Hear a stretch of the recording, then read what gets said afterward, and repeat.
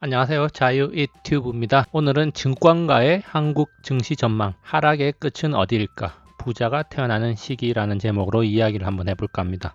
최근 우리나라가 큰 혼란에 빠지면서 증시 역시 큰 폭으로 떨어졌습니다. 우리나라 증시뿐만 아니라 미국 증시도 큰 폭으로 떨어지고 있지만 우리나라의 하락은 더욱더 크게 나타나고 있는 듯합니다.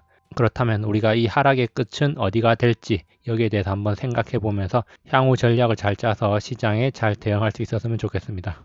코스피 지수 또다시 2000포인트 밑으로 떨어졌습니다. 한국을 넘어선 공포, 글로벌 증시를 끌어내렸는데요. 한국의 폭발적인 환자 수 증가는 증시 폭락의 도화선이 되고 있습니다. 2000포인트가 무너지면서 여러 가지 이야기들이 나오고 있습니다. 그러면서 2000선이 무너지면서 많은 사람들에게 충격을 안겨줬는데요. 지난 1월 말 1차 하락 이어서 급격하게 반등이 있었고, 그리고 어느 정도 하락을 예상했지만, 깊은 하락으로 이어지고 있습니다. 이것은 환자 수의 급격한 증가하고 무관하지 않다. 이렇게 볼 수가 있습니다. 그래서 우리가 이 시점에서 이 두 가지 질문에 대한 답을 한번 찾아보는 게 중요할 것 같습니다. 증권가의 주식시장 전망 무엇을 의미하는가? 그리고 개미들은 지금 어떤 포지션을 취하고 있는가? 이 두 가지를 한번 점검해 보면 향후 단기적으로 어떻게 시장에 대응하면 좋을지에 대한 답을 어느 정도 찾을 수 있지 않을까? 이런 생각을 하게 됩니다. 한국에 들어닥친 공포. 키움증권과 한국투자증권, IBK투자증권, 교보증권, 유안타증권, 메리츠종금증권의 리서치 센터장이 1차 지지선에 대한 전망을 밝혔는데 대체로 1950선에서 1960선에 머물 것이다. 이런 이야기를 하고 있습니다. 종가 기준으로 1987인데 여기서 한 2, 3% 정도는 더 빠질 수가 있다. 이런 이야기인데요. 어쨌든 시장 전망은 바로 급반등하기보다는 완만하게 상승하고 회복까지 상당한 시간이 필요할 것이다. 이런 이야기를 하고 있고, 투자 대응에서는 분할 매수를 하거나 좀 더 관망하는 게 좋을 것 같다. 이런 이야기를 하고 있는 것 같습니다. 이 기사에 나온 것이기 때문에 자세한 이야기는 이 기사에서 한번 찾아보면 될 것 같고요. 전망에 대한 부분을 조금 발췌를 해 봤습니다. 조금 더 자세히 살펴보면 코스피 지수는 1950에서 1960을 1차 지지선으로 보는 곳이 많다. 1960선은 과거 5년 평균 12개월 선행퍼의 9.9배에 해당하기 때문에 강력한 지지선이 될 것이다 라고 이야기를 하고 있습니다. 그렇지만 지금 현재 공포와 불확실성으로 인해서 1900선까지 밀릴 수도 있다는 분석도 나온다. 실적 전망치가 지금 내려가고 있기 때문에 펄을 10배를 적용해도 지수가 더 떨어질 수 있다는 이야기도 있다. 이런 이야기들 참고해 볼 필요가 있는데 1950선이 1차 지지선이 되겠지만 여기서 살짝 반등을 하더라도 다시 떨어지면서 1900까지는 갈 수 있으니까 1900까지는 가능성을 열어둬라. 이런 이야기로 우리가 해석을 할 수가 있겠습니다. 그러면은 역사적으로 1950과 1900이 어떤 의미를 가지는지 한번 살펴보면요. 여기 최근 5년 동안의 코스피 지수 주봉 차트가 있습니다. 그러면은 제가 미리 선을 그어놨는데요. 이 첫 번째 빨간 선이 1950선이고 두 번째가 1900선입니다. 그런데 보면은 1950은 역사적으로 2016년에 강력한 지지선으로 작용을 했고 여기서 반등을 해서 2017년에 대세 상승을 만드는 그런 역할을 했습니다. 역사적으로 강한 지지선이 되어줬기 때문에 1950선을 대체로 1차 지지선으로 잡고 있는 것 같고요. 그리고 1900선은 지난 2019년 8월 한일 갈등이 절정에 이르렀을 때 하단 라인이 바로 1900선입니다. 그리고 2016년에도 지지선으로 작용을 했었고 그 이전에도 주봉상으로 1900선 부근이 강력한 지지선이었다는 거 확인할 수 있습니다. 그렇기 때문에 1900 이하까지는 밀리지 않을 것이다. 이런 전망이 나올 수 있는 거고요. 최악의 경우에 이 1900이 깨진다면 역사적으로 5년 최저점이라고 할 수 있는 1800 부근까지도 우리가 염두를 해둬야 되는데 이 정도까지는 너무 과도하게 밀리는 게 아닌가. 1900을 깨고 내려가는 순간 상당한 공포가 밀려올 거기 때문에 이 정도에서 어느 정도 지지를 하지 않을까 이런 예상을 해보는데 어쨌든 1950과 그 이하 1900선까지는 지금 열려 있다. 이런 전망을 하고 있다는 점 우리가 눈여겨볼 필요가 있습니다. 그러면은 개미들은 지금 어떤 자세로 시장을 대하고 있는가? 역사적으로 증시는 개미들의 소망과 반대로 움직였습니다. 2019년 말에 나온 기사입니다. 자, 2019년도 외국인만 웃었다. 개미들이 산 종목은 줄줄이 다 하락을 했다는 거죠. 수익률 측면에서. 자, 외국인이 또 승리를 했고 개미들은 패배를 했다는 겁니다. 자, 그렇기 때문에 개미들과 반대로 움직여야지 수익을 낼 수 있다. 뭐 이런 이야기라고 할 수가 있는데, 자, 그런데 지금 개미들은 상승에 베팅하고 있는 모습입니다. 자, 여기 보시면 최근에 2월 중순 이후로 개미들이 순매수 기조를 이어가면서 상당히 많은 금액을 매수를 하고 있는데요. 자, 올해 2020년 들어서 1월 1일부터 2월 27일까지 두 달 동안 개미는 무려 9조 3천억이나 매수를 했습니다. 자, 반면에 외국인은 3조를 매도를 했고 기관은 7조 3천억을 매도하면서 완전하게 반대 포지션을 이어가고 있죠. 자, 그리고 2월 지수가 큰 폭으로 하락을 했는데요. 2월 한 달 동안도 마찬가지로 개미들이 4조 9천억 매수를 했고 외국인은 3조 3천억 매도, 기관은 2조 2천억이나 매도를 했습니다. 자, 2월 한 달 동안만 개미가 상당히 많이 매수를 했다는 점, 우리가 여기 지금 일별 동향을 봐도 개미들이 최근에 주가가 급락할 때 상당히 많이 매수를 하고 있다는 거 확인을 할 수가 있는데요. 자, 그렇다면은 개미가 무엇을 많이 샀는가, 이것도 한번 살펴보는 것도 나름대로 의미가 있을 것 같습니다. 자, 이것은 최근 2주 동안 2월 15일부터 2월 29일까지 2주 동안 순매수 상위 종목을 한번 찾아봤습니다. 순매수 상위 종목을 보니까 삼성전자만 1조 8천억 원치를 샀고요. 삼성전자 우선주를 4천억 원치를 사서 삼성전자만 2조 2천억 원을 샀구나, 이렇게 볼 수가 있겠고, 자, 코덱스 레버리지가 2위에 올라 있는 거 확인할 수 있는데 순매수 금액이 약 8천억입니다. 자, 그리고 SK 하이닉스 3,700억,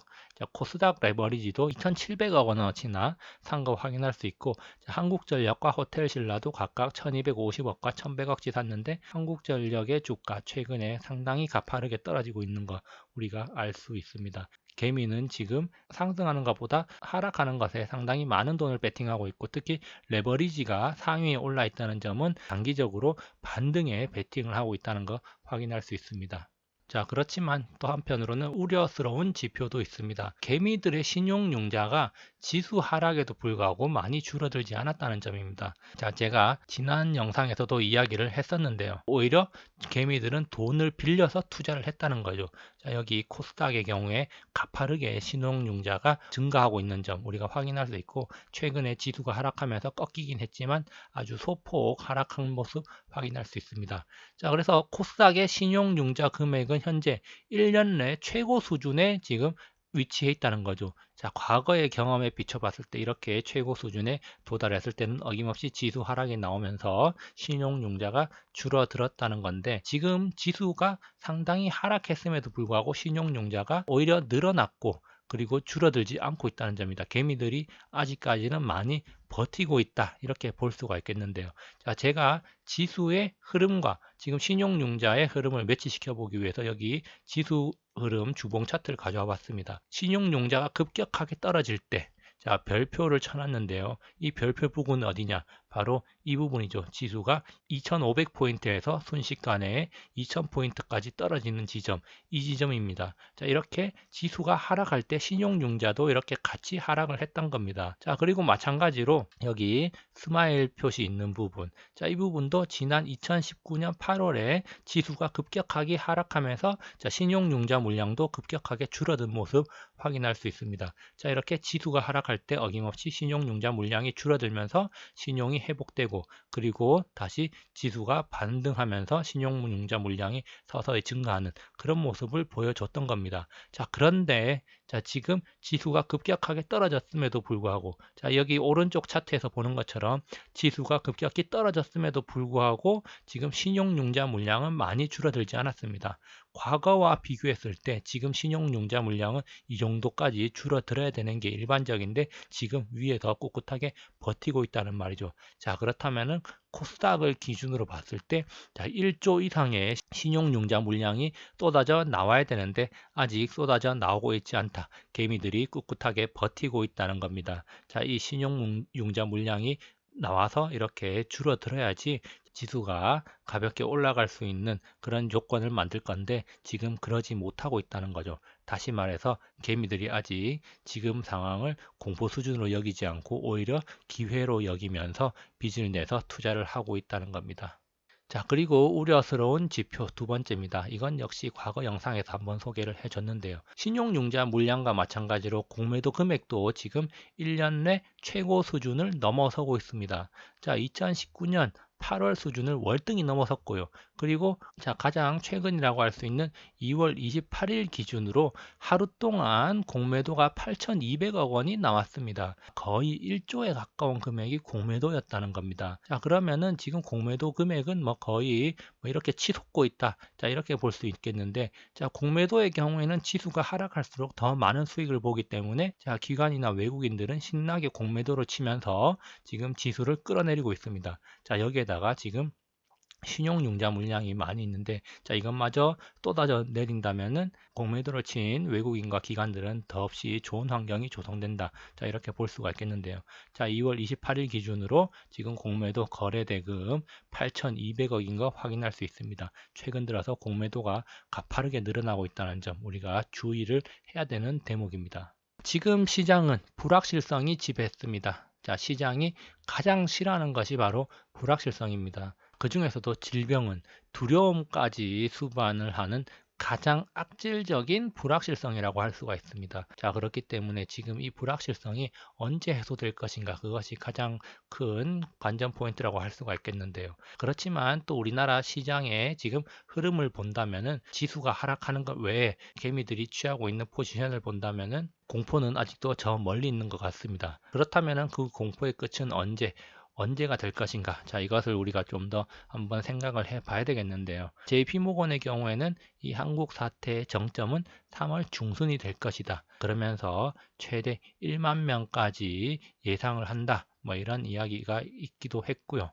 자, 그러면서 한국 증시 회복 시점은 3월 중순에서 4월이 될 것이다. 이런 이야기가 나오고 있습니다. 그렇기 때문에 시장은 지금 아직 공포가 정점에 달하지 않았다. 이렇게 볼 수가 있겠습니다. 그러면서 우리는 한 가지 눈여겨봐야 될 게, 공매도 역시 정점을 향해 달려가고 있고, 자, 이런 공포의 정점에서 개미들이 포지션을 바꾸지 않을까, 자, 이런 생각을 또 한번 하게 됩니다. 또 한 가지로 우리 한국 시장이 아쉬운 점, 중국과 미국은 이 증시 시장의 불안을 달래기 위해서 안간힘을 쓰고 있습니다. 자, 그렇지만 한국은 주식 시장의 불안에는 전혀 관심이 없습니다. 오로지 부동산 가격 상승과 마스크 가격 상승에만 관심이 있는 듯합니다. 그렇기 때문에 이런 시장의 불안 오롯이 투자자 개인이 받아내면서 각자 도생을 해야 될 것입니다. 결론입니다. 개미와 외국인 기관, 그리고 신용융자와 공매도. 지금 신용융자가 너무나 많습니다. 코스닥은 5조 7천억, 코스피는 4조 7천억 원이나 되는 10조가 넘는 금액이 지금 신용융자 잔고로 남아 있습니다. 자, 그리고 또 한 가지, 공매도 역시 1년 평균을 훌쩍 넘어섰고 지난 20일 동안 10조 이상, 그리고 28일 하루에만 8천억 이상의 공매도가 출회됐습니다. 자, 이만큼 지금 공매도도 크게 증가하고 있다는 점입니다. 자, 포지션이 완전히 노출된 전쟁터에서 무모한 베팅은 자제하기 바랍니다. 자, 돈 빌려서 주식 투자하는 거 추천하지 않습니다. 자, 주식 투자에는 심리가 많이 개입되기 때문에 돈을 빌려서 투자를 하게 된다면 심리적으로 많이 위축될 수밖에 없고 장기적으로는 상당히 악영향을 미치게 됩니다. 자, 그리고 중요한 사실은 아직 고통의 클라이맥스가 오지 않았다는 점입니다. 과연 언제 고통의 클라이맥스가 올지, 공포의 정점에 이를지 아무도 알 수가 없습니다. 그리고 또 중요한 사실 한 가지, 회복에는 시간이 걸립니다. V자 반등보다는 U자 반등을 한번 기대를 해봅니다. 일각에서는 L자 반등이 있을 거다. 자, 이런 이야기도 나오고 있는데요. 어쨌든 이렇게 시간이 걸리는 반등을 한번 기대를 해보겠습니다. 뼈가 부러지는 것은 한순간이지만 상처가 회복되는 데는 많은 고통과 시간이 필요한 점을 우리는 생각을 해야 됩니다. 모든 일에는 시간이 필요한 법입니다. 그렇지만 지나고 보면 3개월이라는 시간 금방 지나갑니다. 벌써 지금 3월입니다. 많은 일들이 있었던 것 같지만 지나고 보면 금방 지나갔습니다. 자, 좋아하는 일, 사랑하는 일을 하십시오. 그것이 정신건강에 매우 도움되는 일입니다. 마지막으로 만화에서 찾아보는 명언 하나 준비해 봤습니다. 자산가는 공황 때 태어난다. 공황이 찾아왔을 때 좋은 기회를 잡을 수 있기를 바랍니다. 부자는 공황 때 태어난다. 자, 이것은 시장의 변치 않은 진리입니다.